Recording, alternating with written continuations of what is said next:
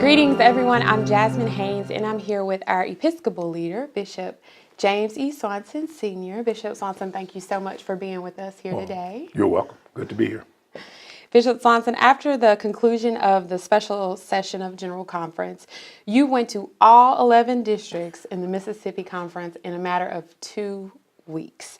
And you went to go around and tell people what came out of General Conference 2019 and how it will impact the conference.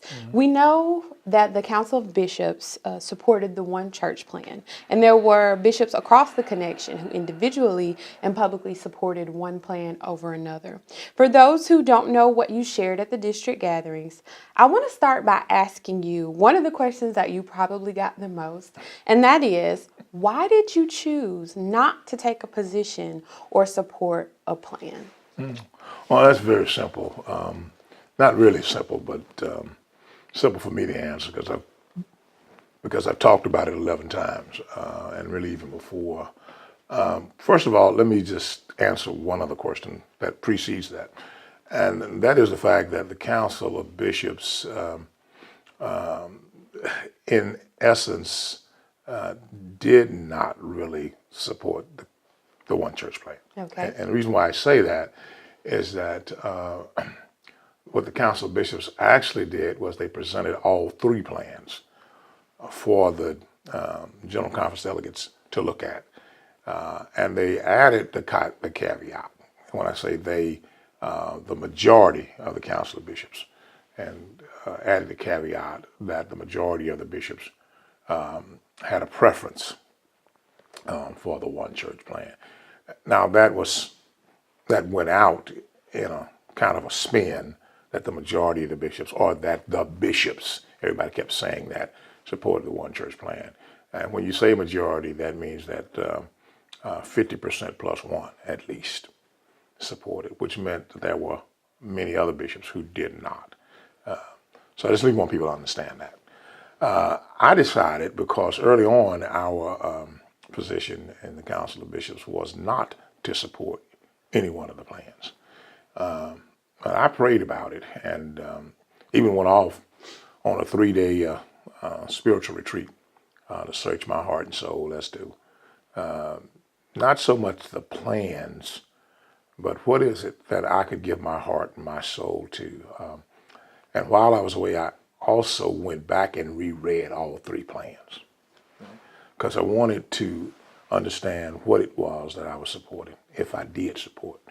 And I realized something, and that was that none of the three plans that were being offered, of course there were other plans too that I'm really not aware of, because those three plans came from the commission on the way forward, which did not vote. They did not recommend any plan either. But there were other plans that were submitted by other persons as well. But none of those plans got us to where we wanted to get. I mean, the hue and the cry across Mississippi Conference was, no matter what plan passes, let's be done with it and not never have to bring the issue back up again. Well, none of those three plans would have gotten us there. And I wish to God it could have, but, and one reason it can't is because our church polity says that no general conference can bind the next general conference. And I hope people understand what I mean by that. And that is, whatever decision is made at one general conference does not mean that that ends the debate. It can be brought up again at the next general conference.